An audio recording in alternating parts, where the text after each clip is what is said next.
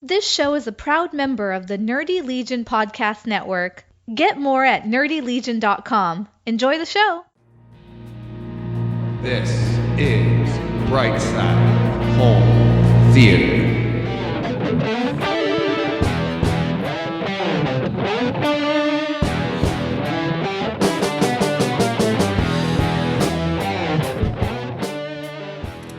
Hey, home theater nerds. Welcome to the Brightside Home Theater Podcast, a podcast that focuses on the experiences we have in our theaters. And this week, the experiences, I have a guest. Jeff, how you doing, buddy? How are you, DJ? Thanks again for having me on. Again? What do you? No problem. How have you been? Last time you were on was 2 months ago. You were on to do Lord of the Rings Fellowship Part 2. Here we are back. And by the way, this is Jeff from hdreport.com. That's hd-report.com. And on Twitter, it's at hdreport. How you been over the last 2 months? Very busy. I was just saying that coronavirus time it's supposed to go by slow. You think because you're not doing as much. But for me, it's just the opposite. It seems to be flying by like the whole year is gone already. Well, like everything else, I think there's that gap where you had, like, I remember back a year ago in April, and I was like a top waiting to spin someplace. Where do I go? Because I had nothing to do, and it was difficult because I'm always got to be doing something. But it's only that few weeks where you adjust and then you find something else to do. But here, life is coming back, and we're starting to get back to normal a little bit. And now all the normal stuff is coming on to the additional stuff we've picked up to keep us busy. That's a great point. That's a good point. Yep. Yeah, it's tough. It's tough, but hey, we're making do. It's like, I think of all the stuff I've learned here. Last time we talked, you had a lot of stuff going on. You had the anniversary of Blu-ray came up, correct? 4K Blu-ray. 4K Blu-ray. Yes, the sir. anniversary came up. 5 years. 5 years this month, early March. And this summer will be regular Blu-ray. 1080p Blu-ray, the anniversary. And how many years has that been? That's 15 years. Wow. Can you imagine? 2006 was the first year of the Blu-ray. The Blu-ray HD DVDs. Yeah. The battle for the ages. The I don't see Dolby Vision and HDR10 going at it like HD DVD and Blu-ray did, though. No, because it's a codec, though, isn't it? That's something that. Can you really tell a difference? And you don't need a different player. All the players play the different formats and stuff. So and HD10 is open source too, so there's not really a driving commercial. Well, maybe, but driving commercial force behind it. Right. Whereas, anyway. So, but you get in. How long have you been doing this? For people that don't know, but how long have you been doing HDR? I love that name, by the way. Your logo is HDR, and you like that? How long have you been? You've been doing this longer than HDR was around, correct? Well, for video, I mean, HDR for photo's been around for a while. I mean, 2006, I believe I launched the website because I had been working with this other company, and I really loved what we did. We launched a website having to do with high definition television and everything, and kind of fell through, and I really enjoyed it. So I just went back into it, and it's been a passion, I mean, I love package media, and then the streaming media came along, and it's just really fun. Yeah, and you guys do everything over there. You do, like you just said, you do the package media, you do physical media, you do streaming media, you do the hardware. You do a lot of you have features on all of the different equipment and stuff, and I mean it's pretty much an all-in-one stop. Well, for all things home theater related, it's like you get good reviews. I mean, we could be more techie, I think, and we just try to hit. We're more consumer oriented, less industry. But I mean, trying to, keep our users coming back and give them something to look at and read, and it's fun. Yeah. Cool. All right, let's get to some of my typical open here. My name's DJ, by the way, if you're not watching on YouTube where you can see our names and everything like that. My name's DJ. Thank you for tuning in to Brightside Home Theater. You can reach me on Twitter at BrightsideHT, or you can email me at brightsidehometheater@gmail.com, or you could check out my website, brightsidehometheater.com, and you can leave comments on the website underneath all of the featured theaters and under all of the podcasts. They're all listed there.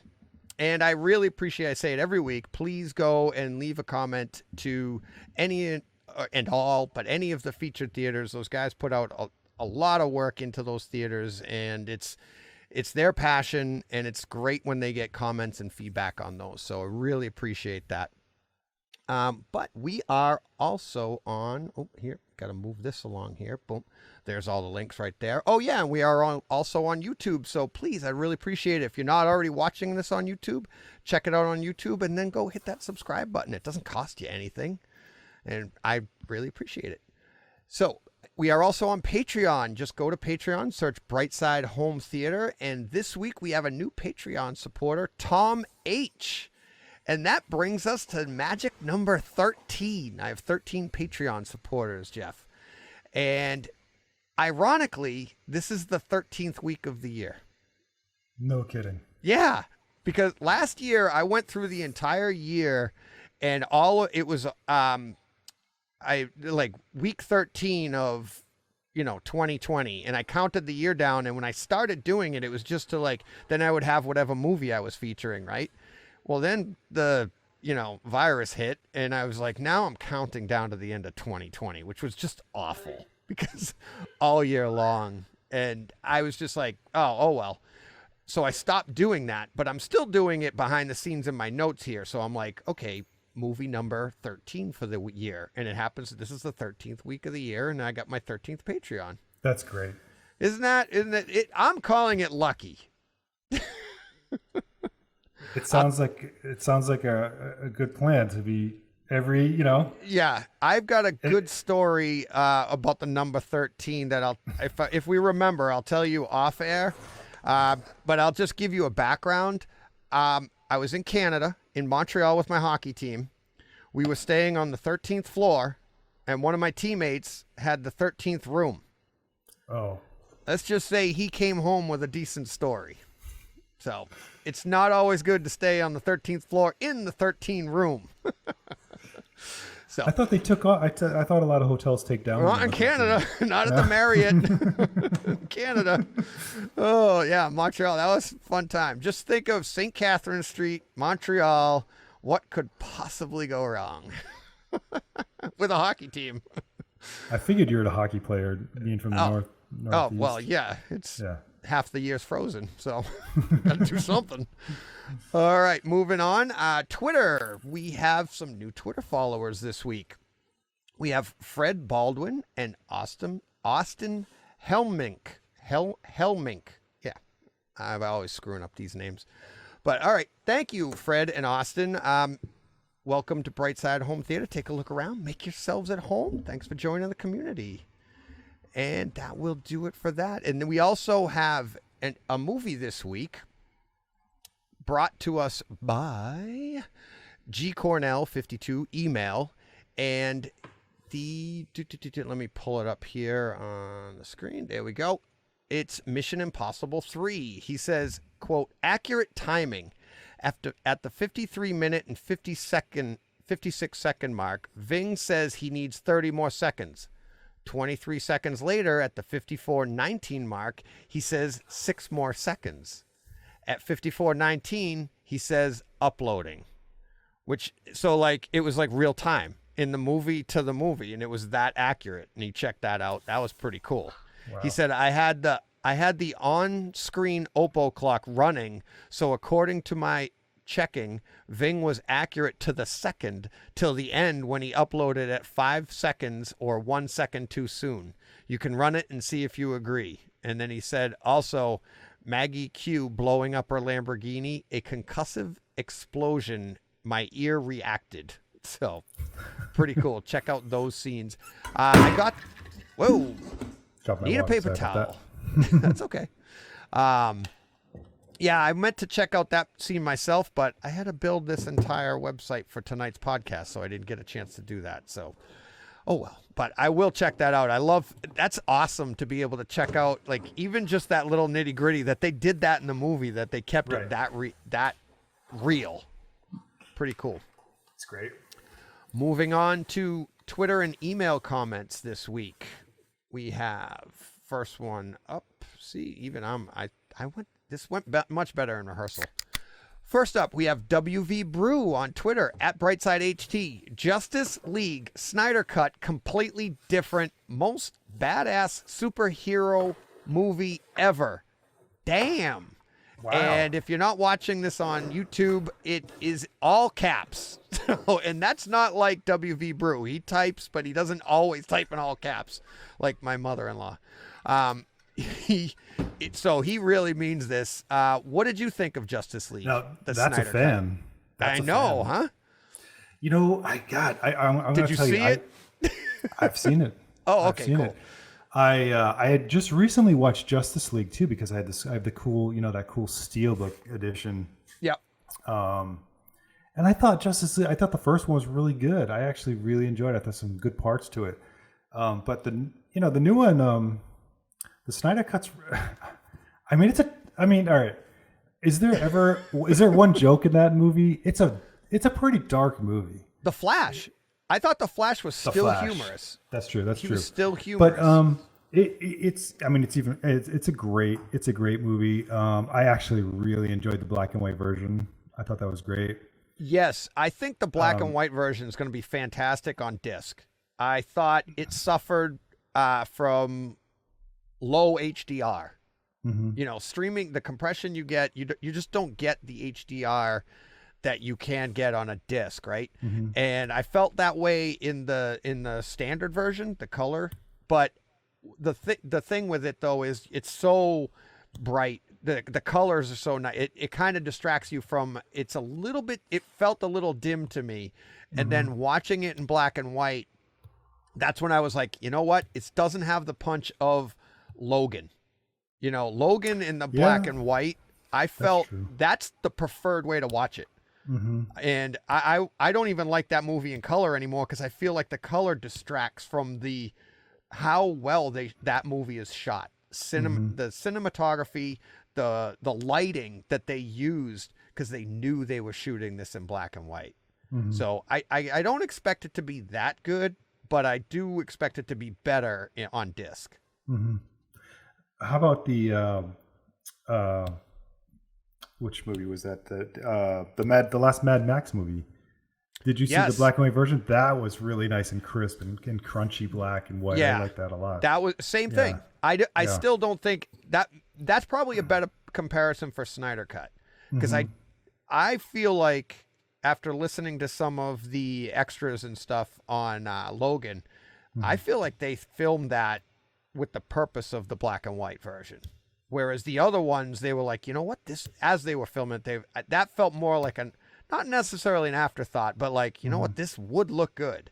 Because some of the scenes in Logan, you can see how they're lighting it so sharply and so dramatically that it would, it lends itself to black and white, to that crispness, and get those nice grays in the middle. Even the colors that are used in the color version, they lend themselves to a good black and white image. Whereas I feel like, well, actually, you know what? Fury Road is kind of the same way, because you've got a lot of oranges and that desert look and stuff. And a lot of those colors, they play well in black and white, because reds come off as a little bit like a charcoal, like a dark black or a dark charcoal stuff. So maybe, but that's what I would kind of expect the Snyder Cut to be like. Now, have you seen The Lighthouse? No. That's a beautiful film in black and white. You should check that out. Yeah, Robert Pattinson and Defoe, right? Willem Dafoe, yeah. That's a great, it's really nicely shot, and that's a really square compared to the 4:3. So, what did you think about the 4:3 format? Did you enjoy that? Loved it. Did you? I loved it. I built. I have a 110-inch screen, and I built the masking for the side of it out of velvet. I saw you building that. Oh, you saw that? Look at you. I saw it for free. I didn't have to pay. There you go. Yeah. Well, it's on YouTube for free. But yeah, it's it looks, to me, it looks fantastic. And I don't blame a lot of people for not liking it, because I think on the smaller images, you don't get the grandiose image that, I mean, I hate to say this, but I mean, Gal Gadot is so good looking, and she's such a long figure that, as not that that's the only image in the Snyder Cut, but there are some shots of her that anything outside of those black bars would just be like, I'm not even looking there anyways. You know, it's like, it's a long shot of her, but then there's some other shots. And I think in the black and white version, it's going to, it's also gonna, you're going to see some better lines, that the composition of the page of the screen is going to be a lot better in black and white, because you're going to see everything the way it's laid out. It's really nice. Well, you know, in traditional photography, black and white photography, the square is a lot of times it's used to its fullest, right? So if you're looking at me, my head would be almost here or coming out of the top, right? Right. Whereas there are some shots in the Snyder Cut that I don't feel like they were really planned. I don't think they were planned right, because there was a whole bunch of headroom above, and you're like, well, that couldn't have been composed that way. It looks odd to me. Yeah, yeah. I mean, I love the 4:3. I like seeing that stuff, especially like if you're gonna shoot. You know, they say like if you're gonna shoot dinosaurs, you got to shoot, you know, more of a tall image, right? Or if you shoot like a landscape or the ocean, okay, you go as wide as possible. Yep. Well, like the Lord of the Rings, the movie we're going to talk about tonight. It's right. I mean, you're getting these glorious shots of New Zealand that you want to see that landscape. Right. You want to see it spread out. Well, also there's, when you see something that wide, it's a little more, it's more fantasy, right? Whereas things that are like us talking right now, it's a smaller square. We're compressed in that frame. It's more realistic. Right. Right. So if you want to shoot a fantasy film, you pretty much have to think wide. Right. Right. It's funny. Wait till you see this video and how it's cropped and what we're cropped in. I actually have little black bars on either side of us, just out of coincidence, because of the way, I mean, we were setting this up as we're on the fly, and I'm like, okay, that's good enough. But it's funny we're talking about that, and exactly what you're saying. It'll be funny when you see the image. You'll be like, this is what we're talking about. Our image has black bars on the sides. That's great. But I was going to say, the other thing about, you know, when you see, you know, a black and white movie, I mean, when you talk about black and white versus color,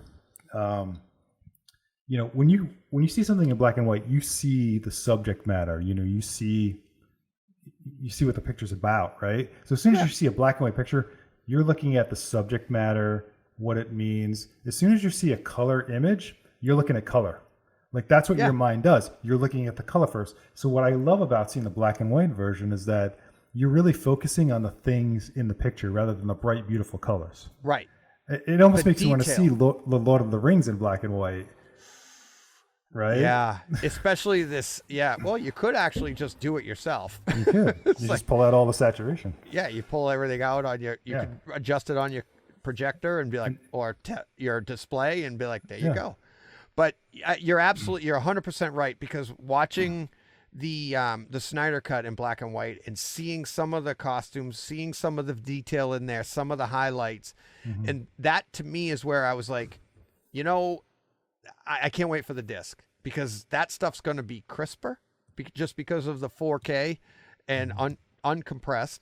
And then when you get into the HDR, we're not talking about a color palette here. It doesn't matter if it's, you know, Rec 2020 or 709 because you're right. It's all simplified, and your mind literally, it's simplified for you. Your mind doesn't have to worry about adjusting colors and stuff. All you're looking at is the details, the shadows, and everything, all the little highlights. Those things are jumping out at you, and it's going to be a lot of fun. I can't wait for that disc. It should be a great disc set should have everything in it, I'm sure. 2 discs, you think? One black and white, one color? Probably 4. 4 because it's so long. It's a 4-hour deal. Yeah, just like these Lord of the Rings, it's going to take 2 discs to complete the movie. Right. But I'll take it. I will take it. All right, moving on. Next comment. Steve George at Legal Beagle OK on Twitter. At Brightside HT. Hey, DJ, I have 2 words for you after listening to the first part of this week's podcast. Super Speedway. The name of that disc always eludes you, buddy. So last week I was talking about F1 Drive to Survive, I think it is. Is that what it is? The Netflix series. And I was like, oh, there's an IMAX disc, there's a Blu-ray and I used to watch it on DVD, and I think I had the laser disc as well, and I could never remember the name of it. And Steve loves to call me on it, so because he always remembers it. And I didn't own it on Blu-ray until he said it. I still have my DVD copy, and I was able to find it, and it holds up so well. It looks spectacular for a movie that was made in the 90s. Have you seen this one? No. Oh, the older one. Yeah. I haven't seen the whole thing. Where they rebuilt the car for Mario Andretti. Mm-hmm. And yeah, it's really, really nice. It's very sharp image. And the sound was only made for 5.1 back in the day, but it's so crisp. It's so it's so deliberate. Like cars come up on you from behind. They have them racing, and it's like you hear it coming from the rear channels, and whoom, goes right by. It's really, really well done. I love that disc. Showed it to my son, and he was super impressed by it. And it came out in 98, 97, the year he was born. So it's as old as he is, 24 years. Next up, Martin Ferretti at Geekvine, replying about Godzilla King of the Monsters on Twitter. You have the most detailed show notes of any show I have ever seen. And I replied, I'm like, you should see what's in my head. But it's funny because I've had other people make that comment about my show notes, and this gets back into what Steve George said in the last comment. My mind is so like ADD. It's like it's so spinning that if you take me off topic, and in a situation like this where I know I'm performing or I'm under the gun and I don't want to insult anybody, I don't want to make a mistake, you just go blank. And I just forget stuff. So my notes have to be really good for me to be able to keep going. It's just the way my mind works. And I just put the show notes out to everybody, all the timestamps, everything that I use. So, hey, you get the benefit of it. You don't have to read it, Martin. Nobody's forcing you. No, Martin's awesome. He actually runs the Nerdy Legion that I'm a part of. Oh, nice. That's the podcast network. Yeah, he's awesome. Oh, he took a chance on me. All right, next comment. Theo at the One Alpha on Twitter. Great show as always. Loving it. Thanks, Theo. Really appreciate that. Commenting on Godzilla King of the Monsters. Adriano the Nerd at Adriano Tweets 87 on Twitter. How's the house? Still standing? Talking about Godzilla King of the Monsters. And you've seen that, right? Of course you've seen that, right? Yeah. It's unreal at reference level. I reviewed it last week, and it is now my favorite movie for sound. I've heard great things about Godzilla vs. Kong, but until the disc comes out, we don't know if it matches the quality of this. But this movie from beginning to end is just an absolute... I said it makes Jurassic Park DTS seem like a Charlie Brown special. It's ridiculous. That was a great comment, yeah. It really does, because there are some nice scenes in Jurassic Park, and the opening scene with the Velociraptor, it's painful at times. But then it goes into the nice scenes of when you first see the dinosaurs, and you get the nice score, and you get all that. This Godzilla, King of the Monsters, it is an assault from beginning to end. And the added part that the entire movie is based on sound. That's what the movie is about them trying to communicate with the monsters. Great point. Using that alpha wave, right? And then you have that scene, and I got chills. I'm getting chills thinking about it now, of that scene when the mother was talking to Millie Bobby Brown, and she was behind her, and they changed her voice. They just made it go down to I can't remember what was her name and what was Millie's name in the movie, whatever. But whatever it was, say it was Millie, but she went Millie, and they changed it so because that's what kids do. They're attuned to their parents' voice, and they use that same alpha philosophy on the mother to her. And I thought that was really cool. And that's what the whole movie's about. I mean, that was a great movie in the theaters. Did you see it in the theater as well? Oh yeah. Yeah. I mean, My that's what I son and I remember saw about it, it. and it was like, oh, that was awesome. I just remember the visuals were incredible, but the sound just, it was. Yeah. Yeah. The visuals are great too. I didn't think the 4K was anything it wasn't bad, but it wasn't like I was like, wow, it's not like, Lord of the Rings, what we're talking about tonight, but it was good for a monster movie. And I think for movies like this, they can only go so good with it because then it starts to expose some of the special effects and everything, so, but the sound on it, absolutely insane. Next comment, from WV Brew again, at WV Brew, at Brightside HT, another great concert, The Who 2017, great audio, video, and song list. And this is on Quello. Have you heard of that website? That app? I heard of it. Mm-hmm. Yeah. And really, really good because it actually leads right into the next comment. Comes from Byron Stocks, at Byron Stocks. He says, at Lee Overtweet, at First Reflect, and at Brightside HT. I'm curious. I use my home theater mainly for movies and shows, but I've noticed I get far more enjoyment listening to music. Curious if you guys have the same thing. Meaning a good jam session, then the best movie I could watch. Thoughts? And my comment to him was, I can't, and at First Reflect, which is Rob from AV Rant, he said the same thing. I basically echoed his sentiments. I can't listen to music and sit still. I never have been able to do that. I'm not one to put on a pair of headphones and sit back and relax and listen to music. Music to me is very motivational. So I need to either work out or work or put on something. It's like the running joke in the family is when you can tell Dad's snowblowing because I'm singing outside louder than the snowblower. And I'm just I'm just jamming out, having that's a blast. Loud. Yeah. That's gotta be loud. Well, that's because you probably lost your hearing from the Godzilla movie. That's true. That is true. Huh? What? But yeah, do you sit still and listen to music, or do you listen to it in your theater environment? Not in a theater environment, no.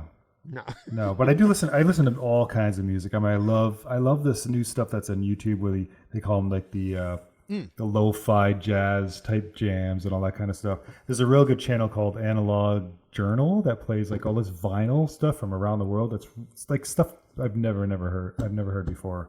But yeah, it really depends on my mood. Like if I'm working, I can't really listen to rap or anything like that, or anything that demands your concentration, right? Right. But if I'm working out, riding a bike or whatever, you listen to whatever.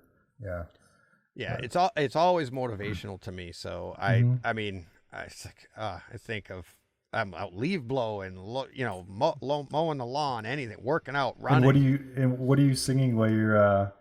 Oh my God, 80s hair snow. bands and I'm just thinking like off the top of my head. I'm Rat? like, Poison, love Poison, Rat, Bon Jovi. I'm like, it's snowblowing, it's snowing like crazy out. I'm behind the snowblower and I'm like living on a prayer. I'm just going nuts and like screaming at the top of my lungs. And I come in the house and everybody just starts laughing at me. I was like, oh, you could hear that? You got any Madonna going on there? No. No, but I tell you, here's one that I listen to when I'm cycling. I'll have one earpiece in when I'm road biking. And it's Wrecking Ball, Miley Cyrus.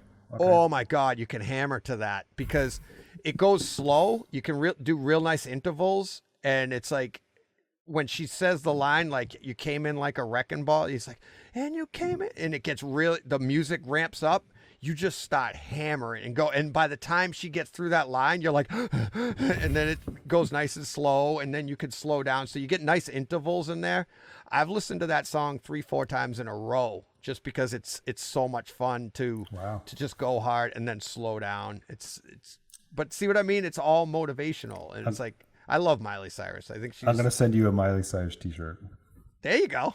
My daughter loves Miley. I took her right when she changed to Miley from Hannah. My daughter's, she's 21 right now, so she's right at that age. She grew up with Hannah Montana. a little bit younger than Miley herself. And we went to see her at the Garden in Boston when she first became Miley Cyrus, before she went all adult Miley. So it wasn't, my daughter was, I think it was her 11th birthday, or maybe it was her 10th. She was 10 years old, and we got her in there, and it was a great concert. She's like the modern day Madonna. She really is like pushing the envelope, trying to be crazy, do stuff, but she does it in an artistic way. And I don't like all of her music, but I like that stuff. I like that idea, artistically. Mm-hmm. So, all right, let's see. What else do we have next here? I've lost track of everything here. This one's cool. If you're on YouTube, OD Photography at Omar Delgado. It says, nothing like a relaxing Sunday and watching at Brightside HT. And he sent an image of me on his big screen. Get that off there. It's going to break. That's pretty. That must be fun for you to know that somebody's watching you on a 75-inch OLED or whatever he's got. I know. I'm like, I gotta stop filming this in HDR. I'm scared thinking about myself on a big screen like that. Wow. It's funny. It's fun though. It's like I got talking about Patreon. So my newest Patreon supporter, Tom, I got today. Okay. And I was like, oh, cool. And he sent me a nice note along with it.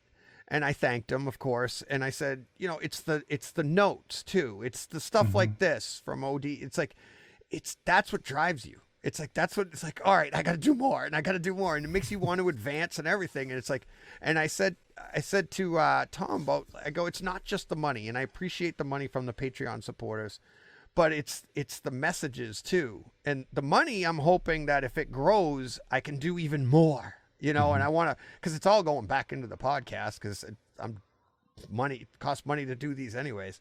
But you know what I mean? It's like, it's flattering, it's fun, and it's motivational. It's a blast. It's like when I first sat down by myself, just like you starting your website, it's a passion. But then when you get support and people come out, you're like, wow, there's other people like me. This is cool.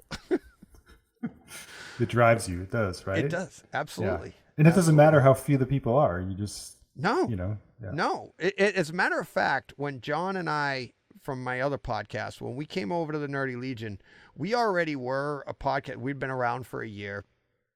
And we had our I knew of like 100 listeners or something like that, but supposedly when you join the network you get a bunch more, and you get all these analytics that go along with it, because you're a network, right? But I was like, you know what, I don't want to lose like the contact and everything. I just don't want that. And they're like, nope, I want it to migrate seamlessly for my existing listeners. I don't care if I pick up thousands more listeners. I don't want it to be difficult. I don't want to lose any of my existing just because a hiccup or something went wrong. So it's like, but you're right. It's like, it doesn't have to be a ton of people. It's just fun doing what we do, So, let's see. Do we have another one? Yes, we do. We have. Oh, these are from the website. This is Paul. Thanks, DJ. I am now on Amazon ordering this movie just for the Atmos, and that's talking about Godzilla, King of the Monsters. He left that underneath that web page. And then we got 2 new comments under Stewart Cinema. Martin says, the amount of movies and memorabilia alone make this a winner, A+. And Matt said, love the room, nice and cozy, well done. So thank you guys for leaving comments to Stewart Cinema. But yeah, go there, check out all the different podcasts, all the different home theaters. Have you worked out that issue you had with running trailers? I think it was. They flagged you for content. Yeah.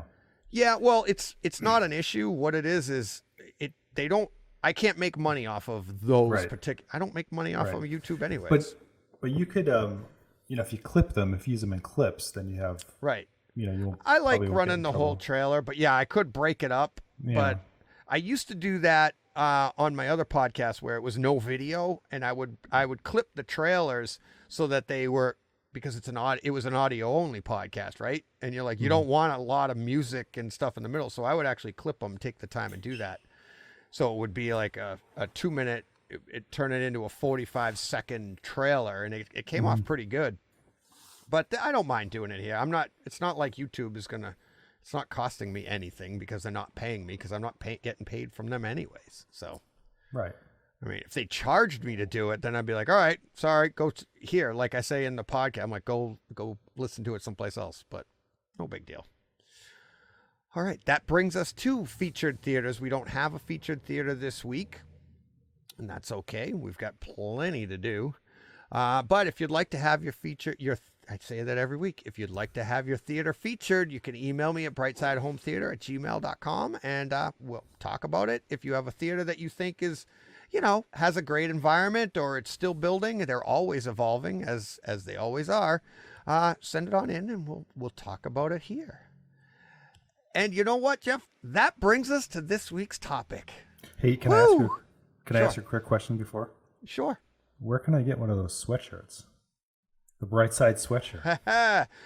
We don't. I don't advertise them enough, but they are on the website. Okay. You can click on the website and you can go to TeePublic, but the links are on the website and everything. It's under merch, and you can get T-shirts, you can get sweatshirts, you can get cups, mugs, all sorts of fun stuff. I should. So those are made on demand, or you got boxes sitting in your home theater? I used to do that. No, this one they're made on demand. And they ship around the world. I checked that out. Yeah, they ship. They actually TeePublic. They opened up. They have places in Europe so they can ship directly quicker instead of having to ship from the United States. So they're pretty good. They're not. I mean, they're not as nice as if I go down the street here, but if I did them myself, I would have to ship them myself. I would have to pay for them in bulk, and I'd have to have a bunch of them and hope that people bought them, and they don't. I'm not that popular, but now it's like you could just go there, you pick out what you want, and there's a lot more choices. I bought myself T-shirts, a long sleeve T-shirt. I bought, stickers.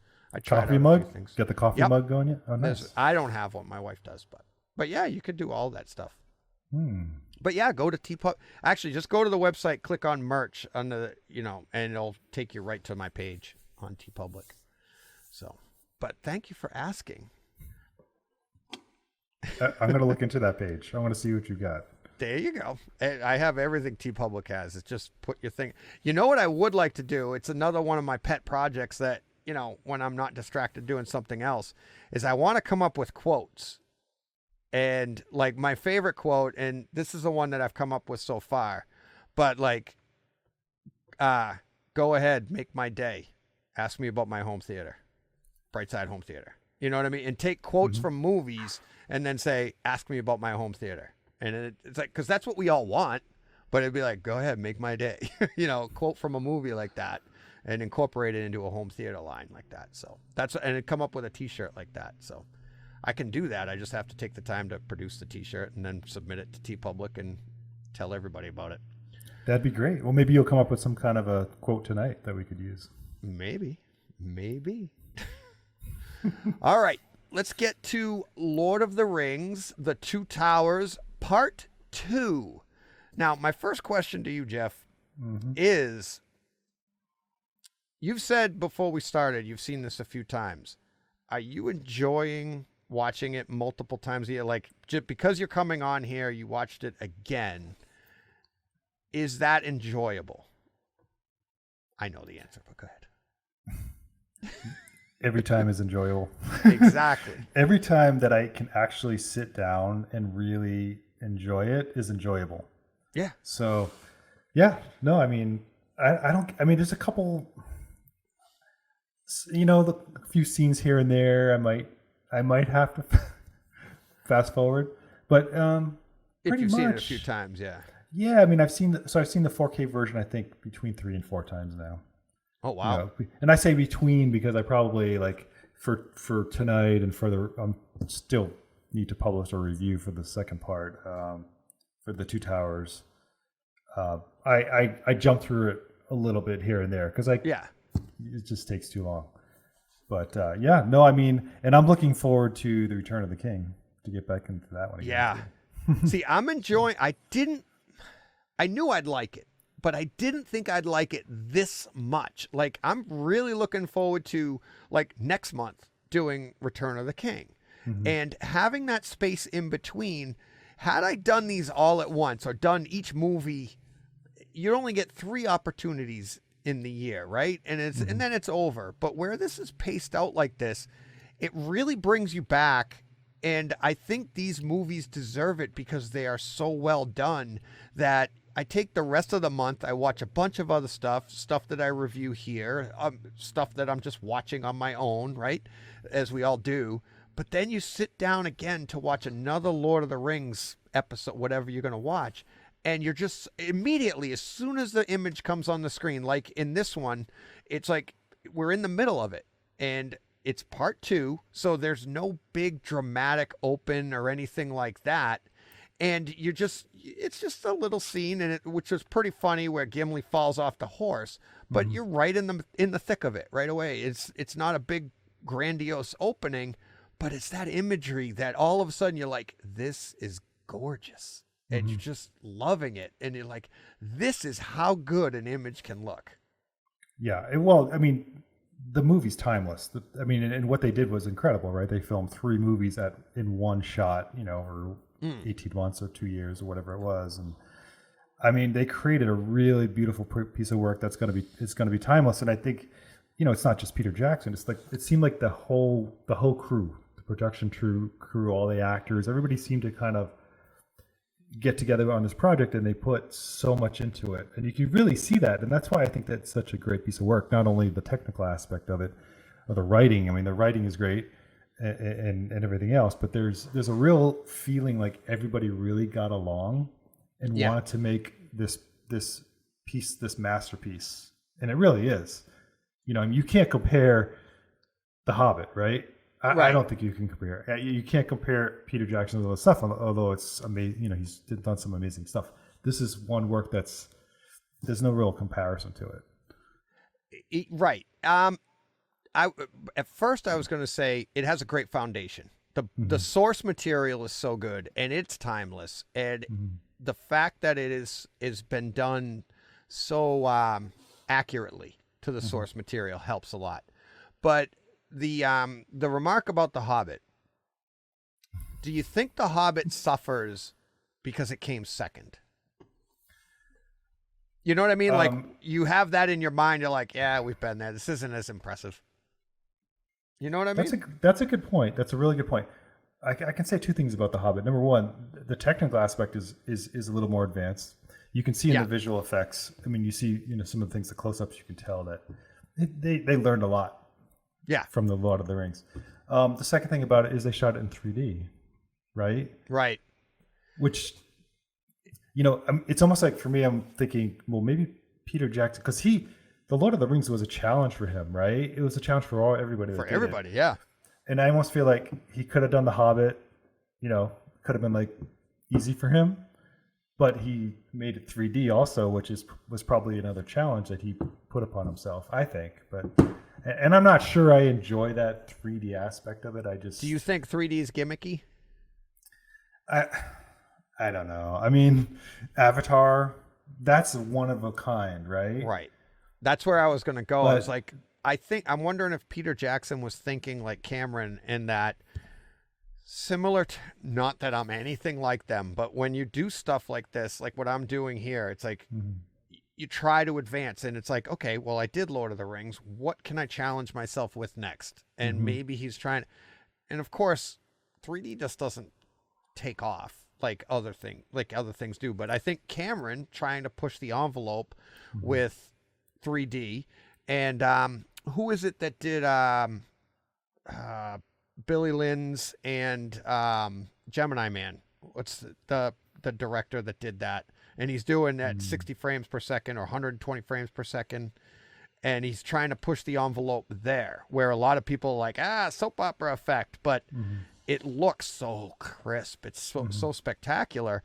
And I think that's just artists pushing boundaries, trying to discover new things, Yeah.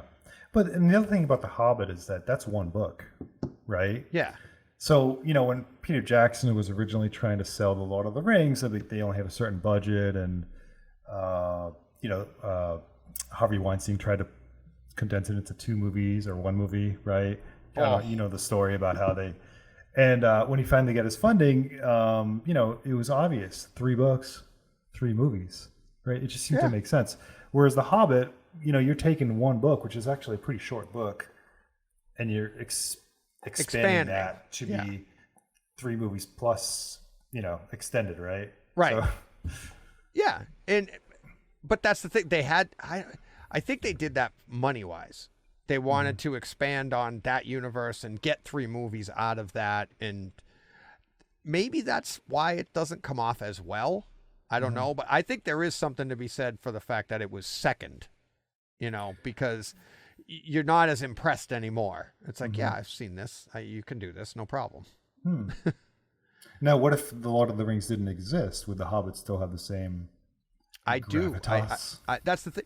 Well, here's the thing. I think it would have. I think if they had done The Hobbit first, which it is the prequel, right? I think that would have hurt The Lord of the Rings.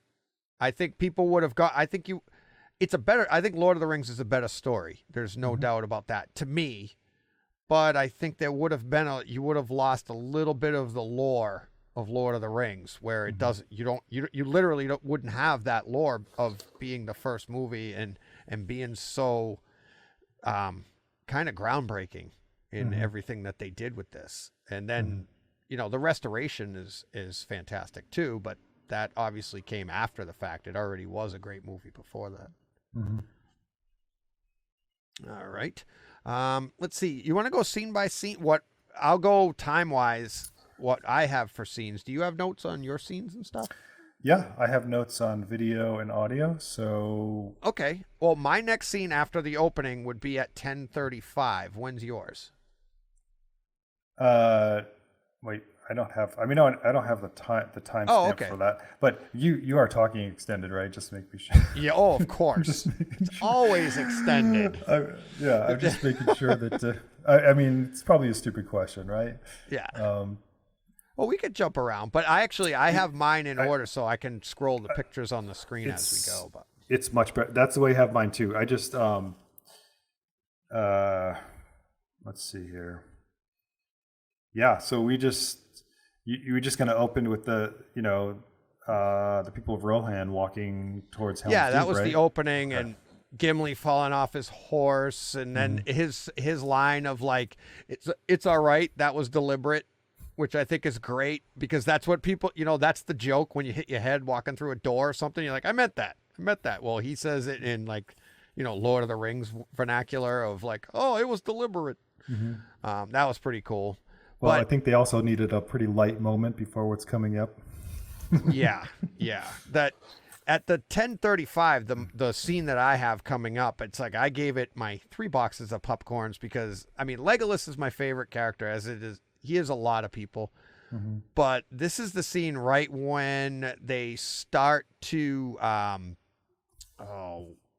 they hear the approaching, the orcs army approaching, or the scout. They took down the scout or whatever, and then Legolas goes to the top of the hill, and he starts firing off some arrows, and he's at the center of the screen, but the arrows are going out of the right back corner of your room over your head. It just sounds fantastic.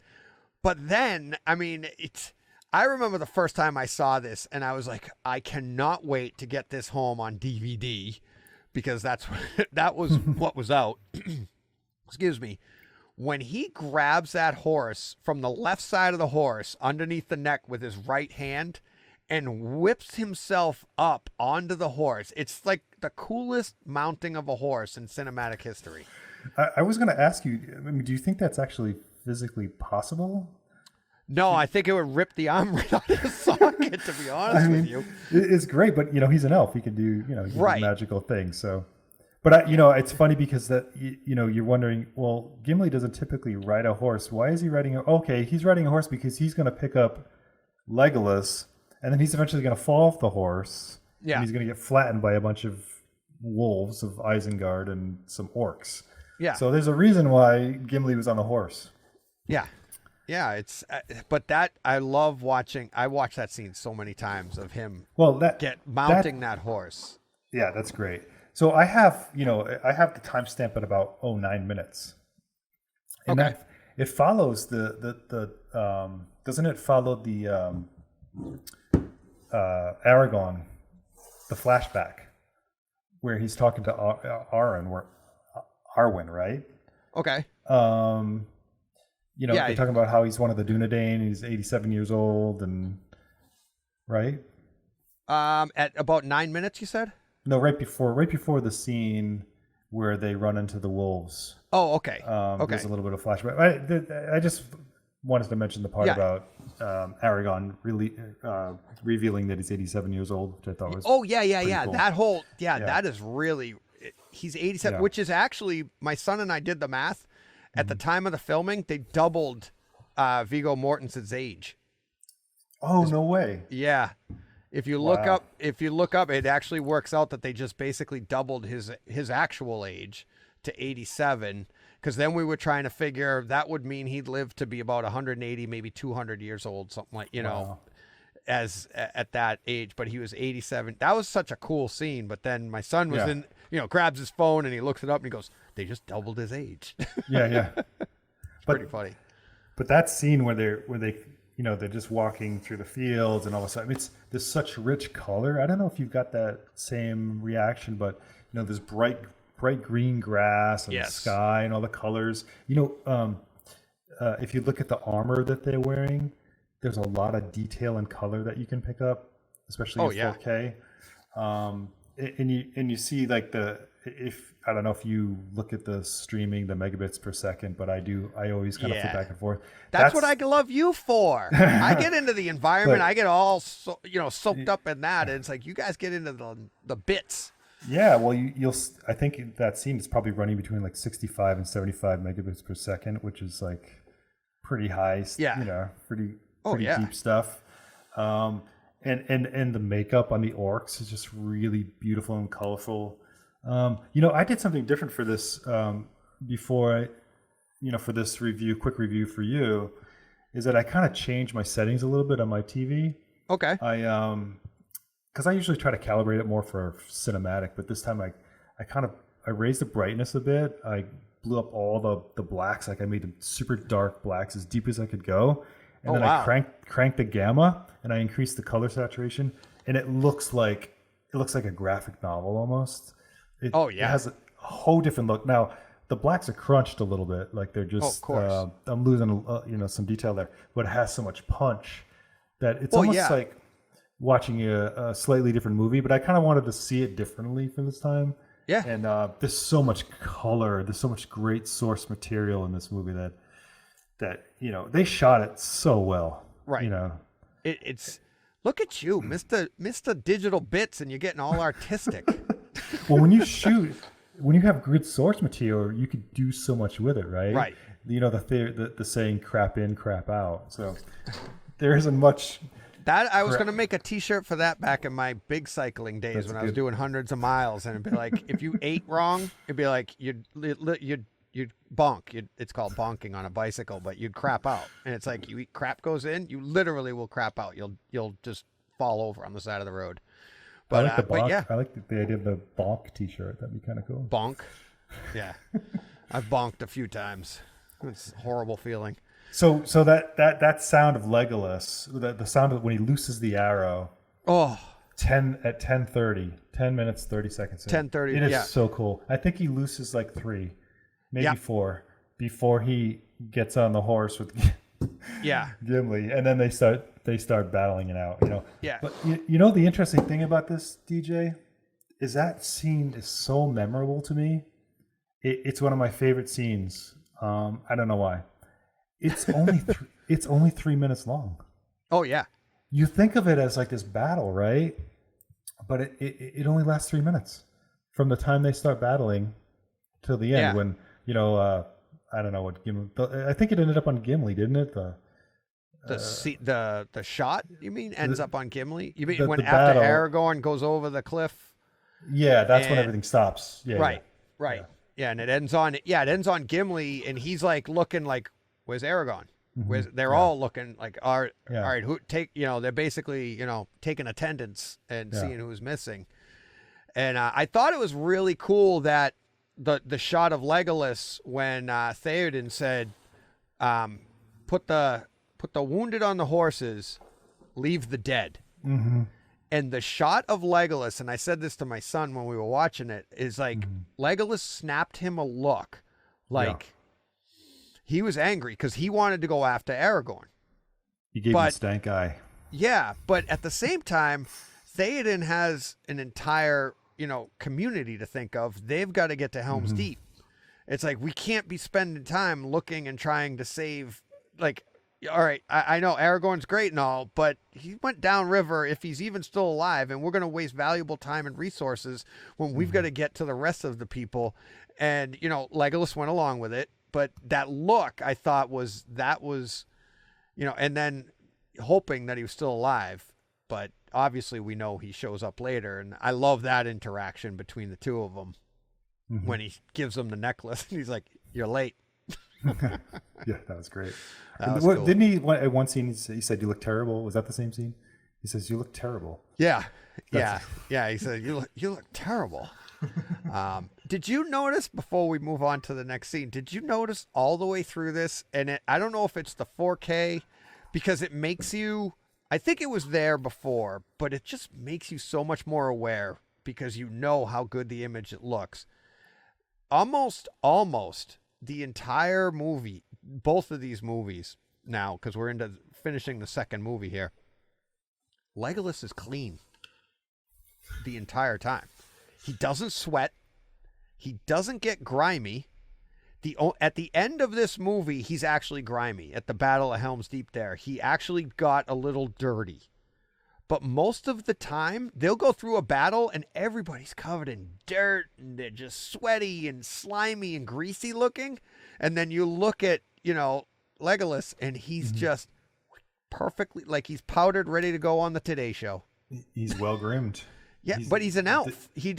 Dust can't touch him. Yeah, exactly. Nothing sticks to him because he doesn't sweat.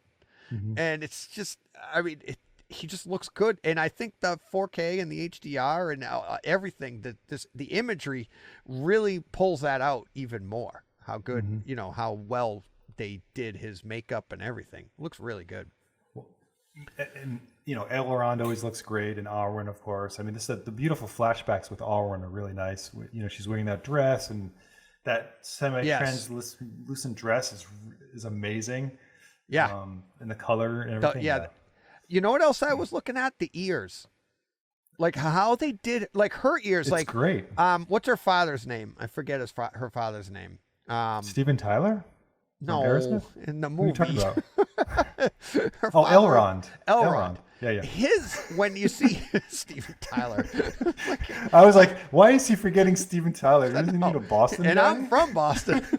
So, yeah, like I'm going to forget Steven Tyler. That's a whole other makeup job we could talk about. That's a whole movie right there. Right, exactly. No, so when you see Elrond, it's like he always has the hair come down in front of his ears, and then the ear sticks out. So you could see how they're doing that. But when they're showing hers, her hair's pulled back, and you see the full ear. And to look at that ear, go in there and look and see where the rim of your ear goes around, but on the elves it keeps on going. And how they did that, it's like I know how I would have done it, like artistic, like you put the line in, and then you actually airbrush a line in to make it look like where the rim keeps going. You airbrush that away. But I'm wondering if they also went in, especially on this remaster, if they digitally helped that along too. Like they physically made an ear, but then manipulated it digitally to clean it up and make it look, because they look perfect. Maybe in some of the less motion shots and some of the still shots they may have. I don't imagine they did, but maybe. Yeah. She I've seen an interview with her where she was adamant that she wanted to have the biggest elf ears out of anybody. Oh, really? So apparently Liv Tyler did have the biggest elf ears. Oh, wow. That's funny. All right. Third scene I have here.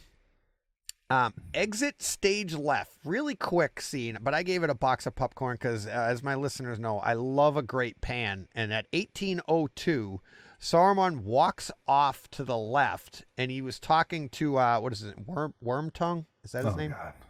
So he's talking to him over the cauldron, but he's speaking, and then he walks off to the left of the screen, and the pan is perfect. Mm-hmm. Like, if you have a 5.1 setup and you set up even just like the pink noise to go around the room, I don't care how well matched your speakers are, you're going to hear a difference as it goes, especially from the front to the side, just because of where your walls are and everything. There's going to be a slightly different tone that you're going to be able to hear the difference. When he pans off, you can't hear a difference. And I think that's in like the blend that they do, like in the design process, the sound design, where they'll blend the center into the left channel, and then as the left channel goes off, you've forgotten how good it sounds, or whatever, the pitch was different. It just blends perfectly, and he just walks off, and now you're hearing his voice perfectly like it was in the middle of the room, but now it's off camera, off screen, and I thought it was fantastic. Nice. I'm gonna have to go back and check that one out. That was what was the timestamp for that one? 1802. Okay. And as Martin noticed, it'll be in the show notes. All right. Oh. All right. Next scene I have up is at 2804, the paper map.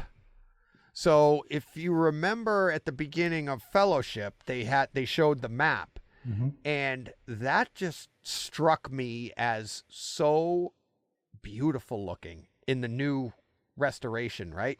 Because that map, I thought it was paper in the Blu-ray and the DVD. I thought, but now looking at it, it looked like a nice piece of leather. It had a nice texture to it.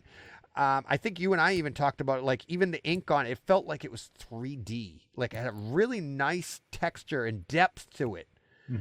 This is clearly a different map. Obviously, they make it more than one, right? But this one was paper, and when you looked at it, you could see the folds in it, and it looks like a nice piece of paper. But then add to that when they unfold it, you can hear the paper, the stock. You can feel the weight just by the sound that it's making, and that it's it's a heavy stock of paper, not a thin, light piece of paper like our maps are, like in the car back in the day when we used maps. But this one, it really jumped out to me. One, first because of the image, and then going back and looking at that image and listening to that scene, you could really hear how nice that stock sounded. Yeah, and this is speaking of the scene where Faramir is with his assistant. I forgot his name, but they're trying to make they're making the plans. Yeah. In terms of audio, I love that scene.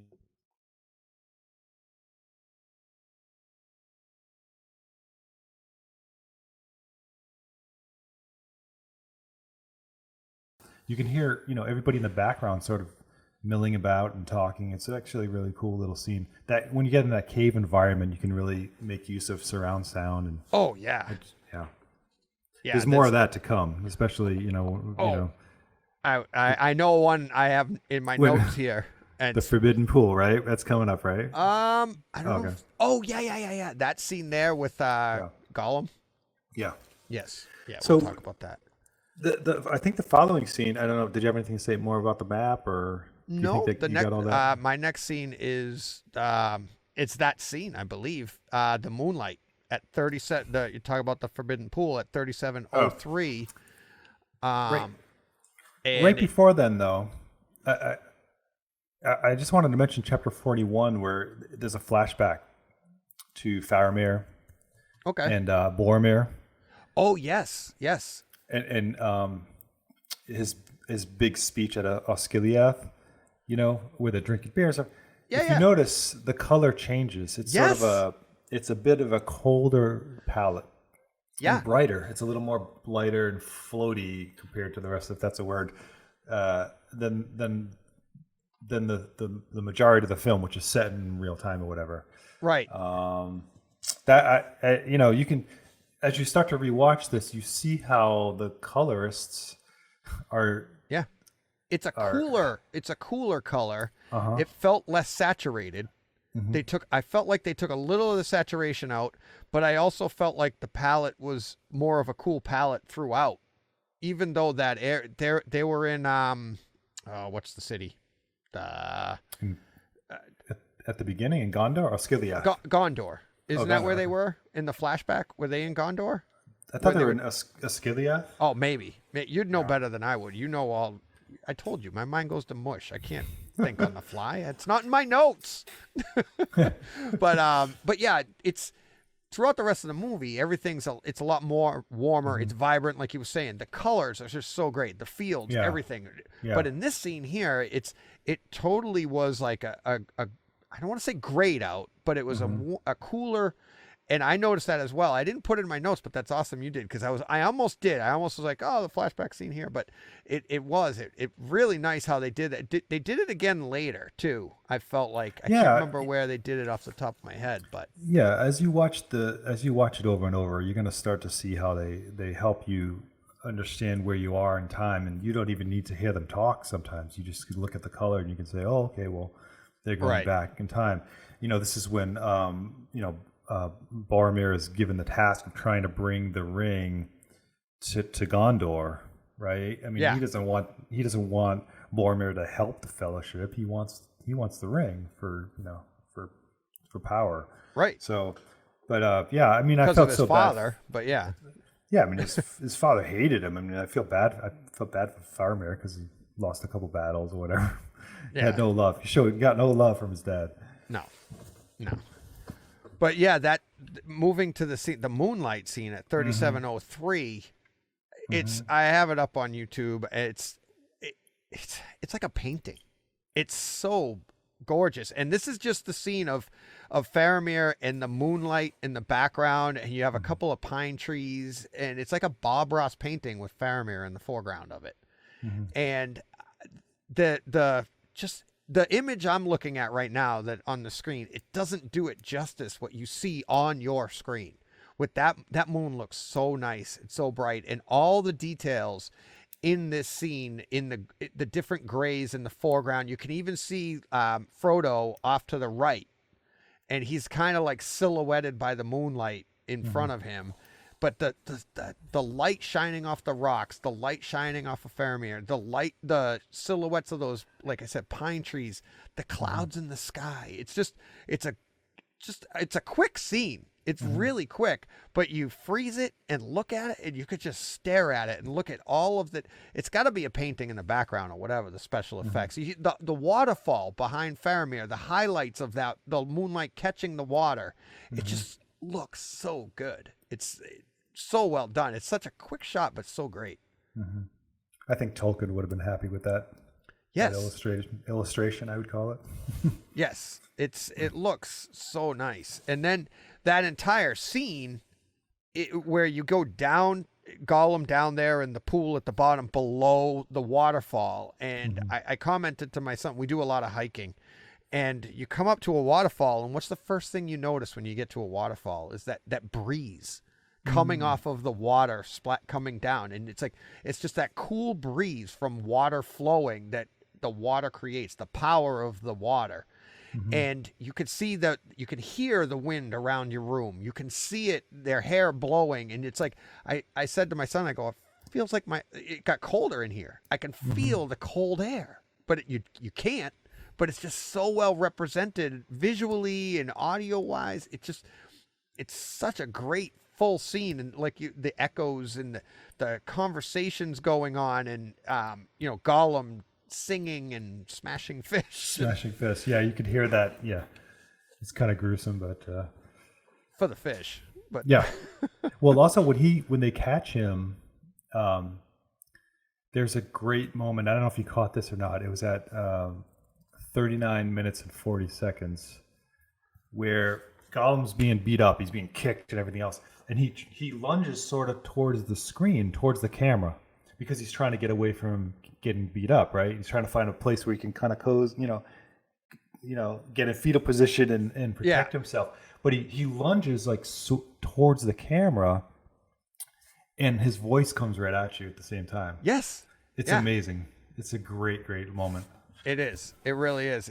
There's a lot of stuff like that through the movie that you're just like, there's some scenes coming up that I talk about that it really, fills the room. They use the sound at the front of the room, and then it comes at you and fills the room. There's one in particular that I know of Frodo towards the end that I absolutely, I just love how they did it and how his voice, it's so much fun. It's got to be fun for these sound designers that just like having fun with it and making it part of the movie and making it, making that movie flow. And like I said last week with Godzilla, King of the Monsters, it's like it was really part of the movie. And like if you're working on a movie like Twister, you can use anything because nobody what's the inside a tornado sound like? You can't be wrong, right? You could be bad at it, and maybe it's like, well, that doesn't sound right, like, you know. But you as long, I mean, you're creating there. But in this environment, this is reality, or a sense of reality, people's voices, things that would actually happen that you're trying to pull them into their reality, right? And it's just, they did such a great job with it. And it's, I mean, like you said, you've seen it more times than I have this year. And but every time you pull out something else. Absolutely. It's great. So the next scene, were you going to touch on Aragorn, sort of? Which, see, I'm touching on Aragorn next at 4606 when he opens the doors. And it's right after that scene that we talked about earlier, where he's just come back, right? And he's come back from surviving the fall. And Legolas gave him his necklace back, but now he's going in to see Theoden, and he opens those doors, and it's like, it's, you know, Western, like he pushes the big giant doors open and he enters the room. But the shot of him it's like you come in and the shot starts out on Theoden, and you hear the doors start to open behind you in your theater, in your room, right?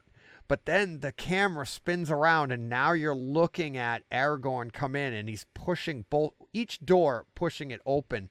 And the bass really kicks in because these are huge, heavy doors. So your room is just like vibrating as these heavy doors are opening up. But then as they pull in tighter on them, and one door, like I think the left reaches its limit first, so you get the bang at the end, and then the right, and they're perfectly placed on either side of your screen, on either side of your room, and you're like bang bang, and it's just nice. That entire scene. And now we get into what you were talking about earlier, those echoes and that the chamber. We're in here, and it's the sound that you got out of their conversation was really, really nice. And you want it to be Aragorn at that moment, right? I mean, he's like the coolest guy. At that moment? It's the entire movie. I thought you wanted to be Legolas.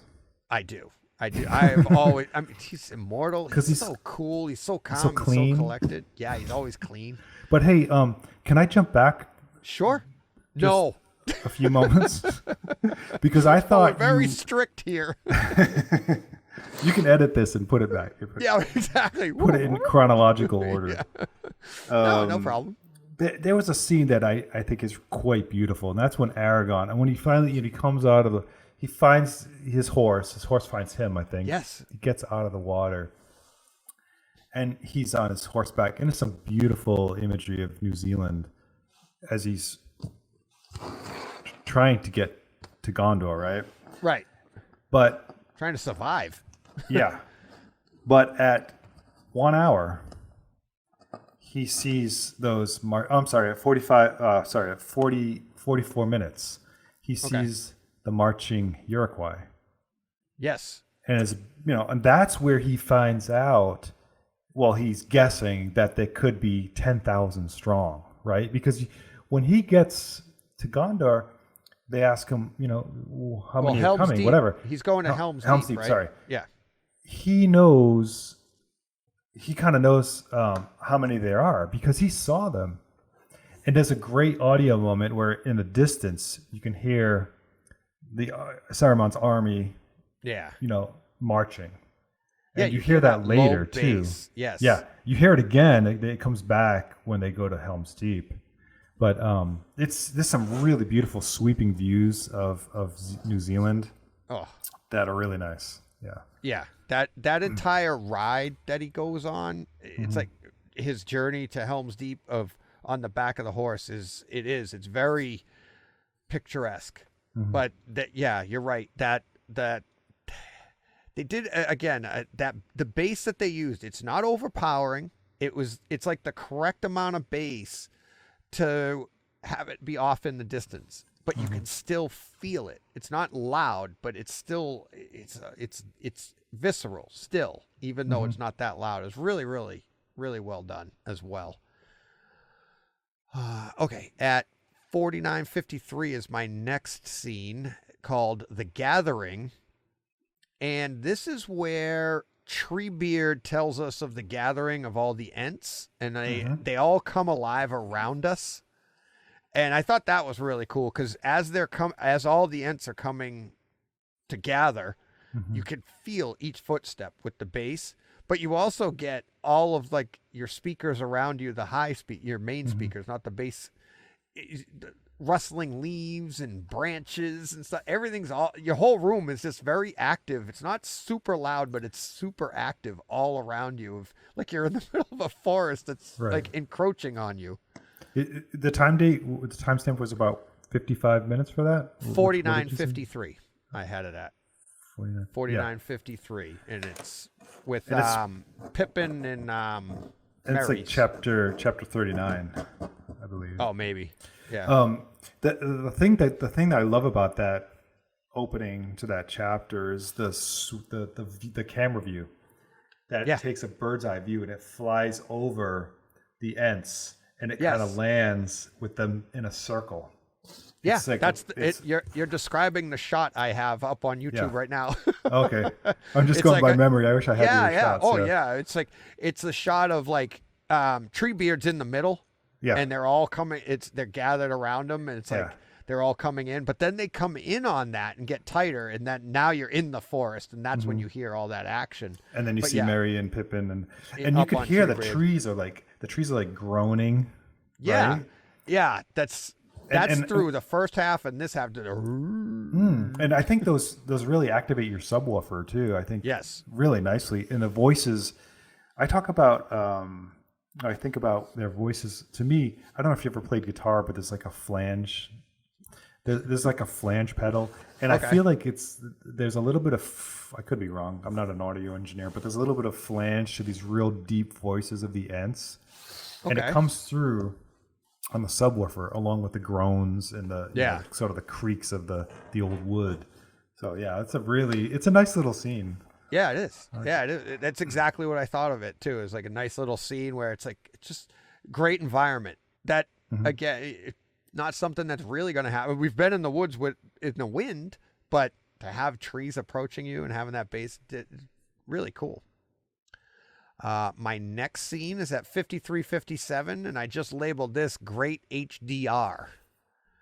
So this scene here is when Theoden is like in the foreground, okay, and you have that you're gonna remember this. It's bright white light coming from behind him through the open doors, and one of his, I don't know who it is one of his people that work for him and his whatever. They're trying to explain to him what's going on, but the detail in this scene, and it's the contrast that goes on here, because it's so bright. He is so backlit here, but then half of his face is lit from the reflection that he's getting off the wall or whatever. But the dark side of his face looks fantastic. You could see when they pull in tighter on his face, you can see on the lit side, you can really see the wrinkles and the pores and everything, the wrinkles around his eyes on both sides. It's just a crazy, crazy scene at 53:57. You're not going to be able to forget it, because when it goes right to it, your eyes go, ow, because the whole screen goes white, and then they focus in on him because that light's in the background. It's insane. The textures in his costume, I called it his costume, but like his neck, he has that collar on, and it's like really embossed. Like you can really see like the the craftsmanship that went into that. You can see the threads on his shoulders and stuff just from, when you a bright light's coming from behind and you can see like whiskers on people's faces or like hairs coming off their clothing. That's what this scene is like here. Even his hair, his straggly hair coming down. It's a really incredible scene that is really enhanced, I think, by the HDR. At 1 hour and 46 seconds, the shorty. I put this one in because of my wife. So this scene here. She vertically challenged? Yes, she is. She is 4'10".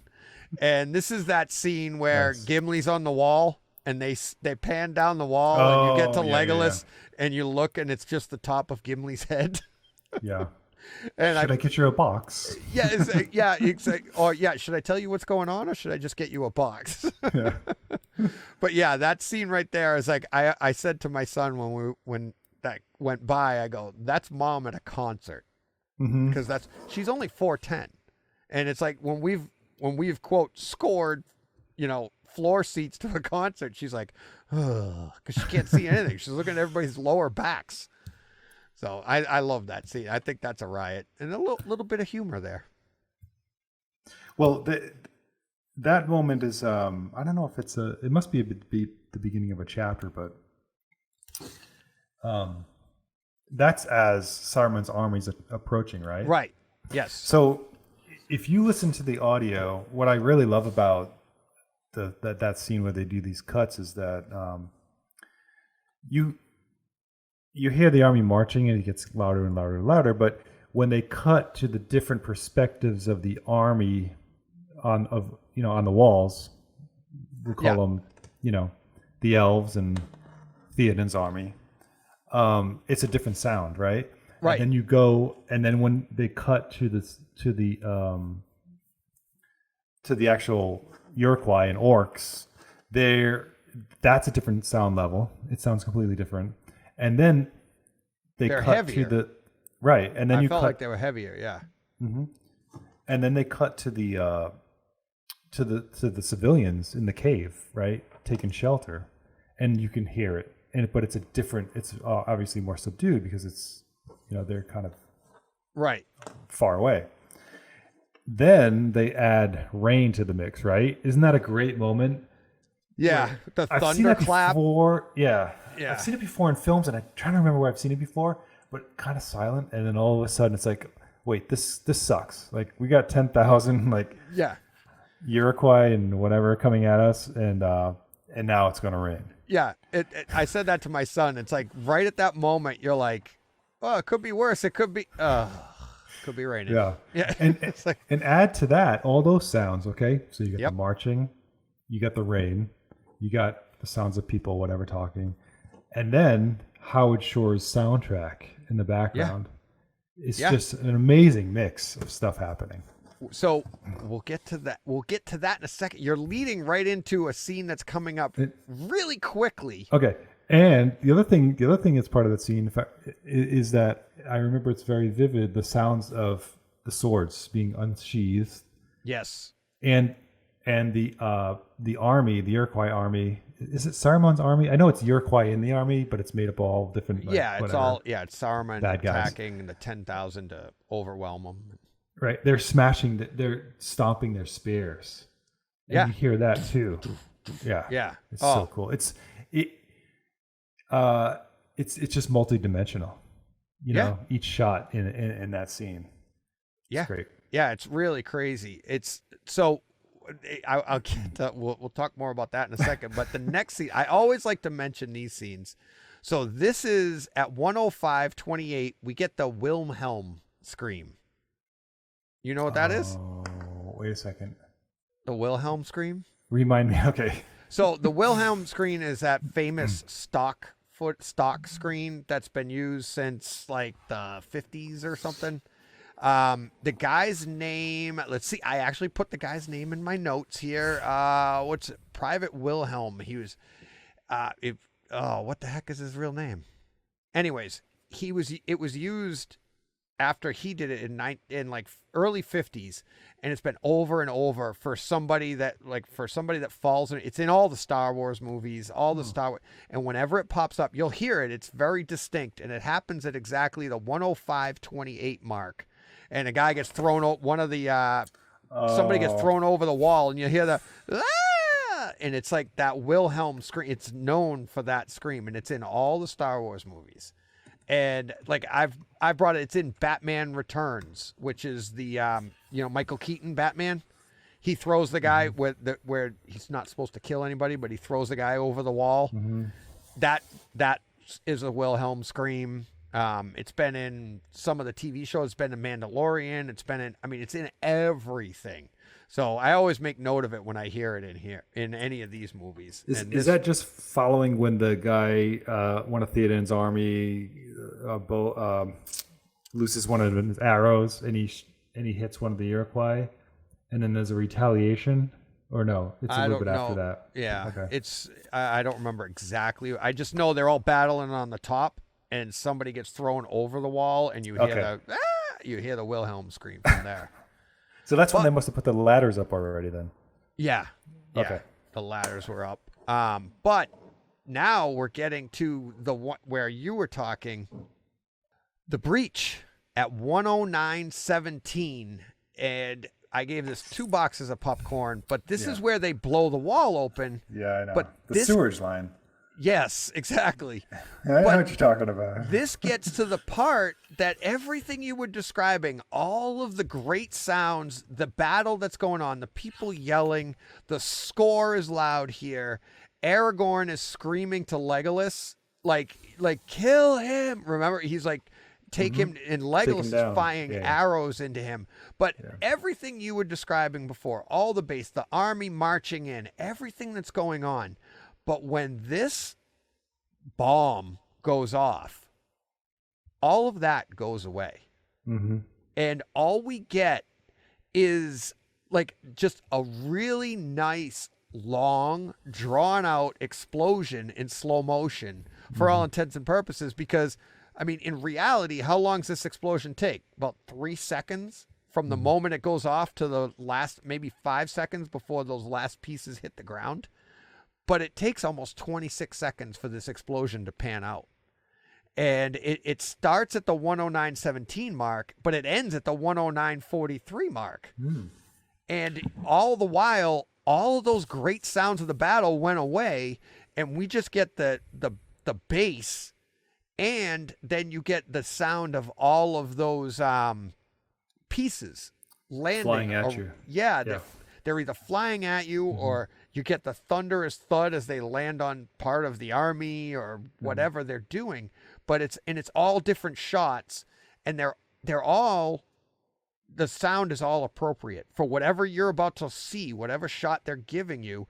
The pieces are landing appropriately around you. And like I said, it's 26 seconds of an explosion that just so well done, but it's all set up by everything, like you said, with all of the great sounds of the battle going on.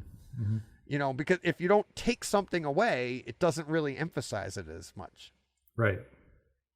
At the 1 hour, 11 minute mark and 8 seconds, we get another great Legolas moment. Him on the sled where he takes the shield and he slides down the stairs. All right. So there are just a few moments in the Lord of the Rings that I have to say. I mean, I don't know if I want to call it jumping the shark or not. But it almost reminds me of, George Lucas with, having Ewoks throw rocks at stormtroopers and taking them down. And, actually, Merry and Pippin also do that from the hanging on a tree beard. Yeah. They threw a few rocks and they knocked the orcs over. But Legolas making a sled or whatever it is. And like a skateboard or sled or snow or surfboard. And he's shooting arrows at the same time. It's like great. Legolas. But that one that doesn't bother me as much as the scene where he in the Return of the King where he slides down the elephant. Right. That was tusk. a little, I still loved it. It's funny, but it's a little bit hokey, I think. It is hokey, but I think it's meant to be because because that's part of the humor of the whole competition with him and Gimli. So that's being Right. set up, which I know the first time I saw these movies, my buddy was telling me, he's like, pay attention to this because they have a competition, and it's even more prevalent in the books from what I understand. But I feel like in this, in the new restoration, it's a little bit more evident only because I feel like the dialogue is that much more clear.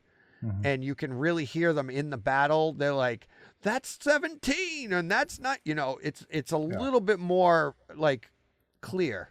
So I think I agree with you where it's, it's kind of like a little bit of jumping the shark, or, I mean, he's on an elephant, but it's like, I get it, but I think it plays into it. It's part of that humor, and it is an alternate world. So, I mean, I loved that scene. I thought it was spectacular. And then you have Gimli, after he slides down the elephant, Gimli is like, well, it only counts as one. Yeah. Well, I like further along where he says, I think Legolas asks him how many he killed, and he says 41, and Gimli says 42. Yeah. And then Legolas shoots the one under. It was twitching. Yeah. But he was already dead. Yeah, he's already dead because he's got my axe buried in his skull. Gimli's so funny. Bring your pretty face to my axe. Yeah, that was early. That was the a first wolf. battle. That was Yeah, one of the wolves wolf. surviving his vanguard. Yeah, and he ends up under the wolf, and then he's like, the entire battle, he's like, whoa, they keep piling on. I love that character. He's so Gimli? great. Yeah. Yeah. Throw me. Don't tell the elf. So great. All right, at 1 hour, 21 minutes and 57 seconds. Ooh, you jumped pretty far, didn't you? Yeah, from Wait. 111 to 08. 111.08 to there, to Treebeard. What do you got in the middle? Do I have anything? Wait, where did you go to one? At 121.57. It's a 10-minute jump. 21? Oh, no. Okay. And that's back to Treebeard. That's back to Forest of Fangorn. Treebeard. Yeah, and this is where he realizes Saruman is like killed that forest, and this is where he's like, all right, that's it, we're in. Because up until then, it wasn't his battle. He didn't want anything to do with it, and then he lets out that yell. Yeah. Oh, that's incredible. Isn't it? And you know what's funny? After watching the Snyder Cut, and the Snyder Cut starts with the yell from Superman that supposedly wakes the mother boxes up and everything, and it was different. That was a ringing yell that traveled through the galaxies or whatever, and through the planet. This yell, I thought was really interesting because you can hear it grow from the front of the room. Right. So like he's at the front, it comes at you, but then it like filled your room around, like it didn't go past you. It came at you, filled the room, and then the shot changed so you could see it go away. So it like stopped, and I felt like if it was like a bubble, it was in the middle of your room. You know what I mean? Like you're kind of in the bubble. It didn't go around you. It went like it's just hovering there. Then it dissipates away. It was really weird. I think if you hear it again and you hear my explanation, you'd understand what I'm saying. But it wasn't like a lot of times when they yell something, it'll yell, it'll come at you and go by you. But this one just like hovered there, then just dissipated, like the bubble popped or something. It was, like he's yelling out to everybody, and it was a calling of really the Ents. cool. Yeah. I actually remember hearing that in the theaters. I remember what a powerful scene it was, and I love his voice. I mean, like I was saying before, it has sort of a flange to it. It's very deep and it's kind of shifting. His voice kind of shifts a little bit too. I don't know if you because he talks so slow. You get maybe they added a wave or a pattern to his voice so it didn't seem as monotonous. So I thought that was really cool, and it's like it's not something you probably notice on a first viewing or even but as you pay attention to him, you'll notice, like you said, there's a pattern to even a single word that he says. And it's like, and that creates a little bit more interaction, and it takes away the monotony, but still you get the long drawn out speech, but it's entertaining. At 1 hour, 25 minutes and 28 seconds, the Nazgul. This is this is one of those scenes that I think you were talking about earlier with some reverb and stuff, and we were saying, and I said I really wanted to talk. This is a really cool one. So I gave this one 2 boxes of popcorn, and Faramir has taken Frodo and Sam back to Gondor. This is where, or they're making their way back there. And we hear that ominous whoosh in the background, like, here comes the Nazgul again. And first time in this version, or in part 2 anyways. But that's a real nice deep bass. But Frodo says, they're here, they've come. And when he says they're here, there's some nice reverb. It's like a deep voice, like, you know, his eyes are kind of rolled up in his head. He's kind of being possessed at the time. So you get a nice real reverb out of it. But then when he says they're here, the voice comes right out of the screen and completely surrounds you, fills the entire room. It's like, they're here. And you're like, wow. It's really, really nice. Then we get the Nazgul coming in from, where is it? The left side rear of your room, flies over you. And now you have that whole scene where they're flying over you. Your overheads are being engaged. Your sides are being engaged as this thing circles around. Really nice bass. Just a really, really fun scene that all starts out with Frodo's voice just literally coming right off the screen at you. Mm-hmm. So the whole scene with the Nazgul or the ring wraiths, then it cuts to back to Theoden and Aragon. But did you want to cover the rest of the scene at Gondor? Sure. Okay. Because this is one of my favorite moments is when the Nazgul. This is jumping a little bit, but when the Nazgul rises up, and Frodo sees this thing, like, you are the wings. Of the flying creature. I don't think Tolkien had an actual name for that. Yeah, he did. I had it in my last podcast when they showed them remember when they were in the swampy area? Yeah. I had it in my last podcast for that. I can't remember what the name of it was though. I'd have to go back to my notes of that podcast. But they do have a name, that flying dragon creature. Yeah. Well, when that rises up and you can hear the wings flapping in both left and right channels. It's so nice. Yeah. And also, it seems like it's a little bit overhead, too. Did you notice that it was a little overhead as well? Oh, yeah. Yeah, the overhead's engaged. But it's almost like, for me, it might be the most sort of interactive scene in the whole trilogy, because you're kind of engulfed into this sound of this massive, like this scary creature with the ring wraith sitting on top. Right. But yeah, I thought that was really incredible. Yeah, that scene and going back to when Frodo, Sam, and Gollum are hiding underneath the bush in that swampy area, first time you see them, that's very similar. It's like you get that the bass kicking in with each flap of the wings, but then you also have the higher pitch noises obviously coming from your overheads, giving you that directionality around your room as the thing flies over you. Same here. And you can almost feel like the wind coming down on you as they flap those powerful wings. Right. That was a good sound effect there. Hey, maybe I have a career in whooshing. Yeah. But I think that was about 1 hour, 33 minutes around that scene.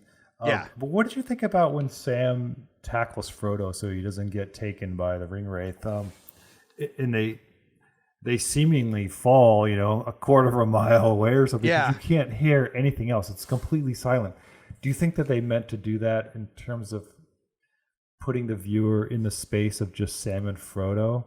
Yes. And extracting them from the battle that's going on? So it was intentional to kind of make it very, very secluded from the rest of what's going on.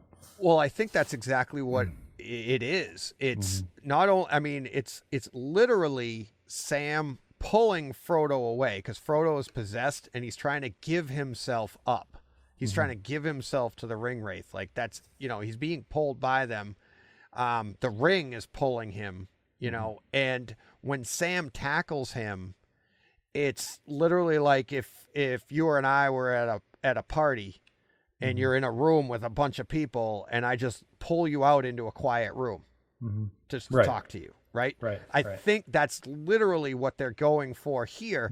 And what ends up happening is it lets you focus, and it puts you in Frodo's shoes, in his mindset, because he was just so possessed on what was going on, and now he's just focused on Sam, and Sam's like, I'm with you. It's like, I will take care of this. I will take care of you. I am, I will always be here. And that's the message. And that's all we can hear.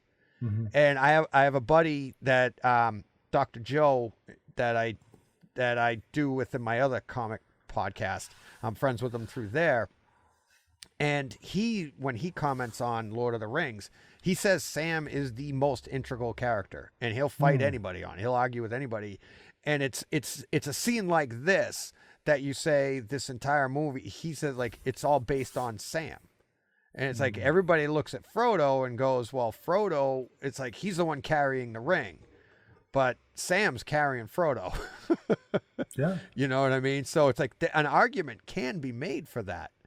And that's a great scene that you've just pointed out, that it's like, yeah, look at the entire focus of the movie. Everything went away except for Sam's voice. And for that exact reason, I think. Yeah, I think you're right. I mean, it was surely intentional, and I think of course. It works. Yeah.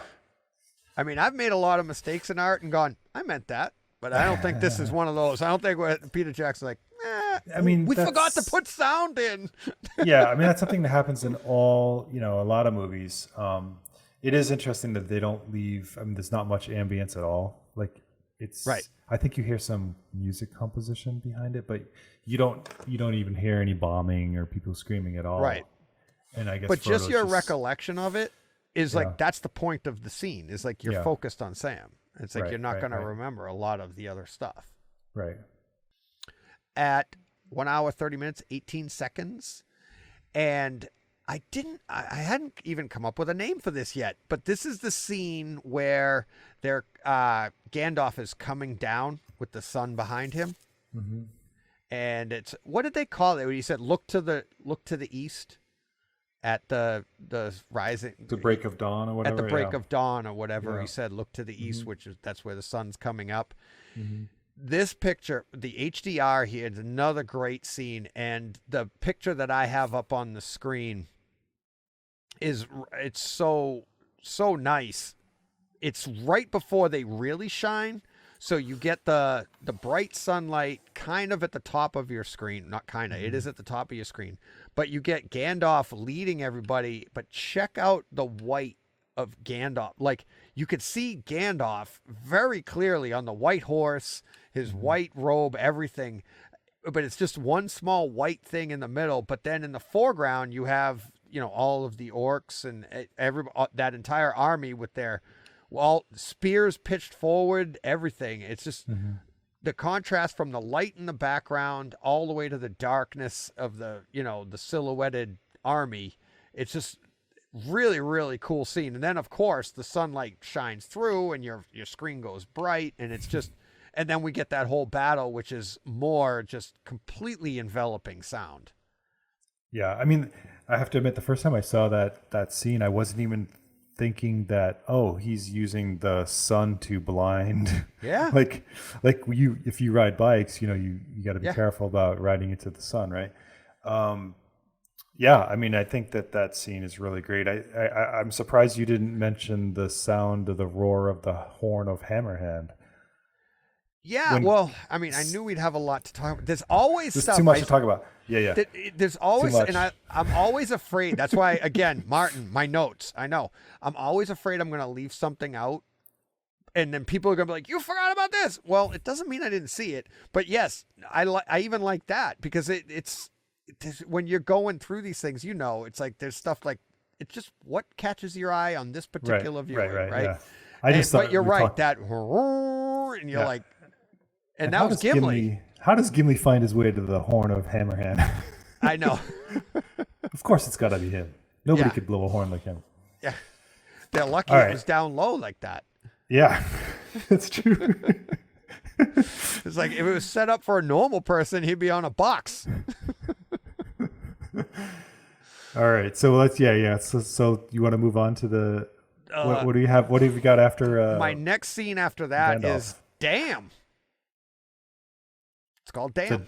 The dam dam, when the breaks. dam breaks at 1 hour, 32 minutes, and 2 seconds, Dam, 2 boxes of popcorn, because this is another one of those slow motion.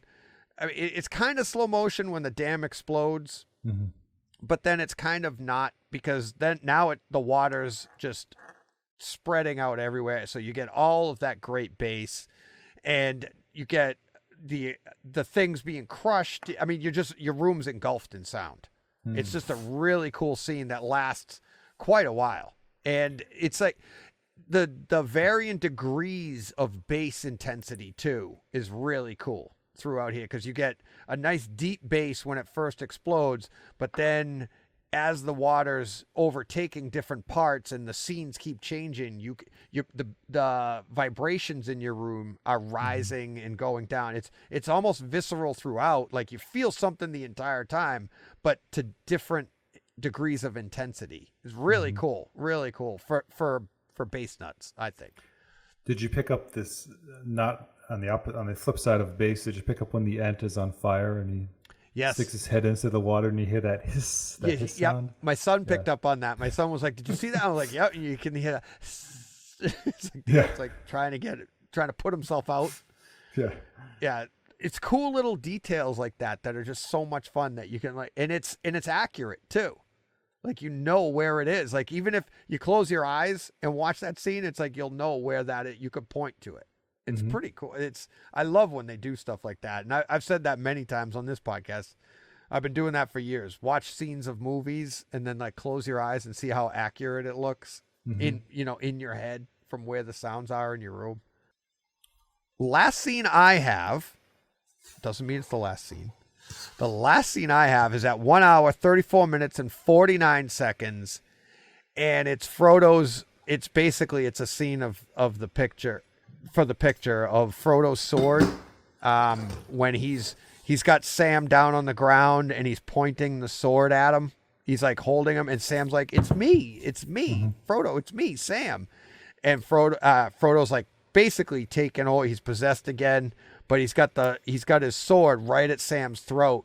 But the image, like I have up on YouTube, is like it's a close up on Frodo's face, but it's the long shot of that fairly short sword, but the detail that you can feel that, like you could see the texture of the smooth metal, but then the scrolling design that on that elvish sword, and then even the guard before the handle, you could see some detail in that. And of course, looking at Frodo's, like his cloak, his skin, the dirt on his face. I mean, it's just a really well shot scene, and the contrast between his warm face and the cool sword. There's so much going on there, and they keep flipping back and forth from that close up then to Sam's face and back and forth. But I thought that was a really, really well shot scene. Yeah. So that's almost it, right? Well, the scene of Mordor where the three Nazgûl, there were three flying back. Yep. And there's lightning and volcanic eruptions. That was pretty nice too. Yeah. Yep. Yeah, that's all I have though. That's all I have for scenes. What was I gonna say? For like now, is there anything you would have liked to have seen differently out of these? Or is this like literally a masterpiece? Out of the Two Towers? Yeah. Now that we're finishing up the movie itself. That's a tough one. I mean, maybe Legolas sliding down. Take that out, you mean? At the same time. No, I mean, I think, one of the things that I wanted to mention is that I think what's really critical to the whole trilogy is Cate Blanchett, as she provides the narration for. She opens the movie, the entire series. Yeah, and she's a real, not only is she Galadriel, but she's a real character in terms of narration, and she pulls all these films together, the whole story together. But it's not something you don't, it's different. You don't see her as Galadriel when you hear the voice. I don't, at least. Right. I'm hearing her as a narrator. But no, I mean, I don't think what would I change? I mean, I don't know. Yeah. I mean, the theatrical version is great. I mean, some of the extended stuff is, did you really need it? Yes. I mean, yes, we need it. But I think Peter Jackson has said that he's actually a fan of the theatrical versions because they were what he wanted. They didn't. I mean, I think they cut it a little bit, but Well, see, I like the extended cuts because I didn't read the books. If you didn't read the books, I feel like you need the extended cut so that there's a little bit more background and explanation on a lot of things. And I think if you've read the books, maybe, I don't know, because so for instance, Terminator 2, I read that book before the movie came out, and I was semi-disappointed in the movie because there was a lot of stuff left out that is in the extended editions of that, and I love I really like the extended editions of that. So I don't know if you've read the books, if you really prefer one over. It seems to me like everybody that's a fan, nobody really watches the regular theatrical versions. No. Do you hear that? Do you hear a lot of people go, "Nah, I won't watch extended"? I've heard some people, even some of the actors in the film, say they'll watch the theatrical because they just don't have time to watch the extended versions. But I don't know. If you're gonna watch it, I'd say watch the extended. I mean, Return of the King is almost 4 hours. Wow. That's almost 4 hours long. The extended version of that it's almost Snyder Cut length.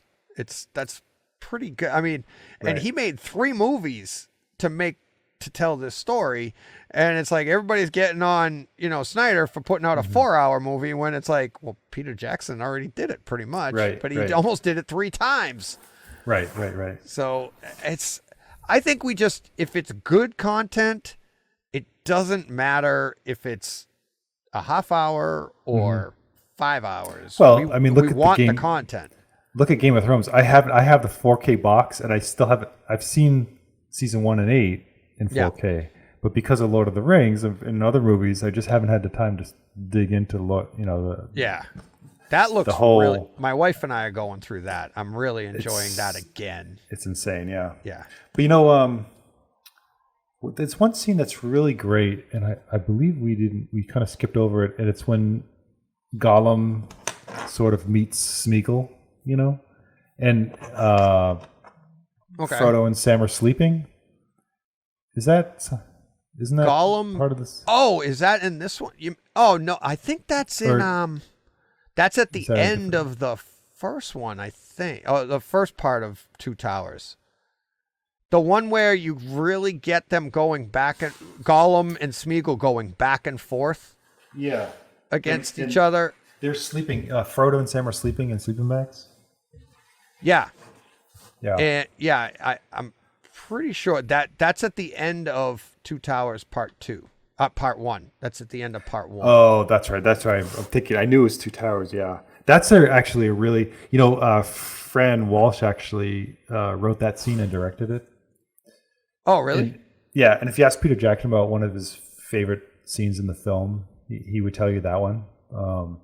Maybe not. I don't think it's just because it's his partner, but they needed a scene and where they really told the story of Smeagol, of his dual personality. Yeah.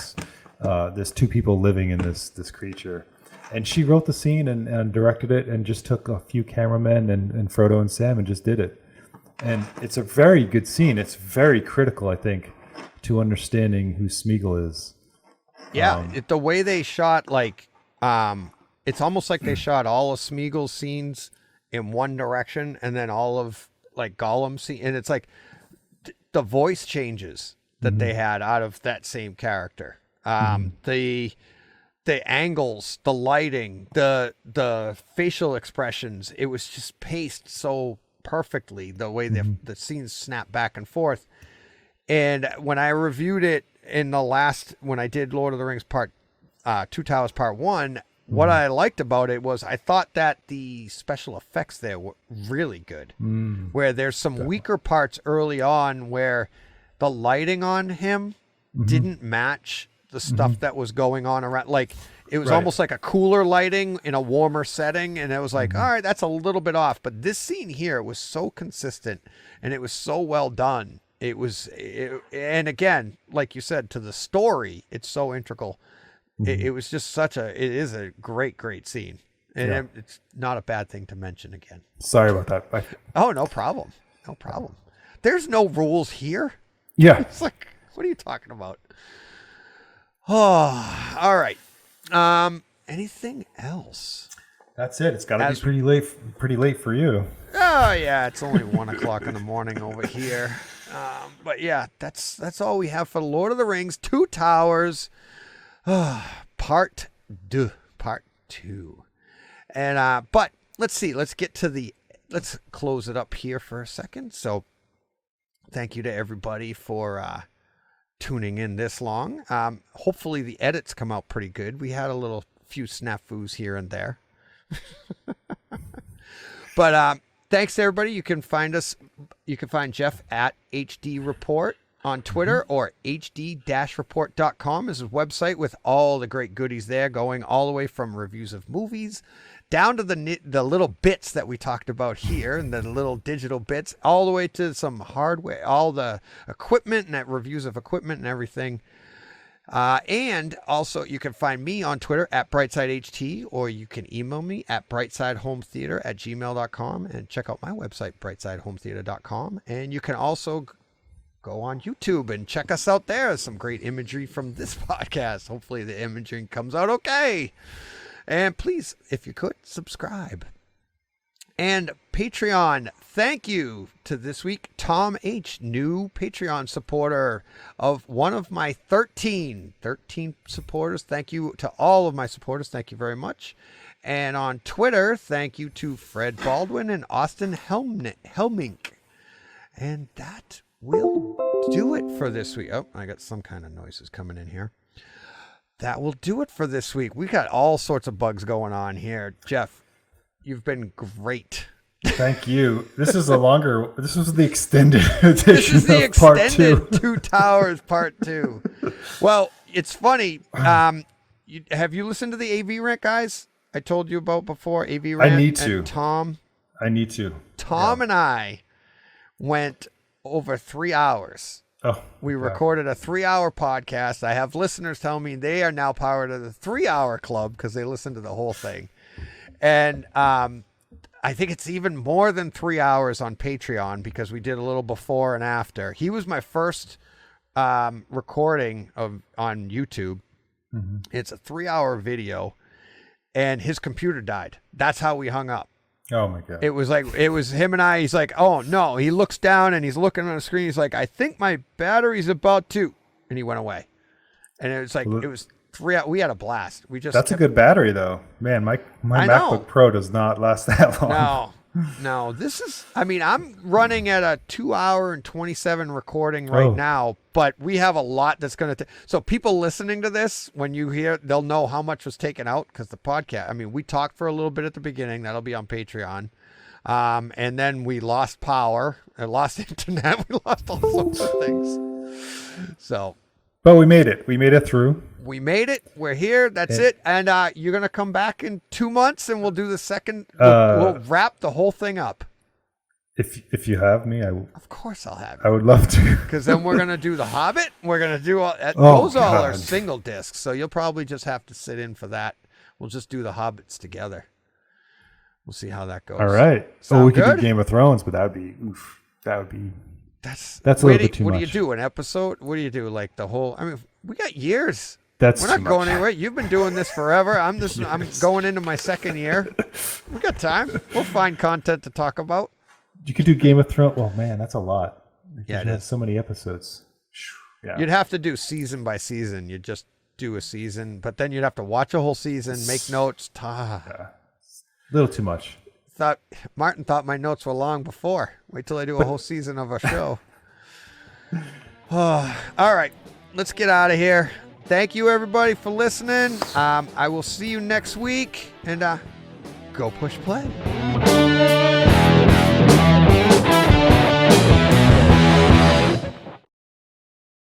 Hey, Fred. This has been a Hey Fred production, with theme music by Jeff Bernhardt and Throne Vault Productions.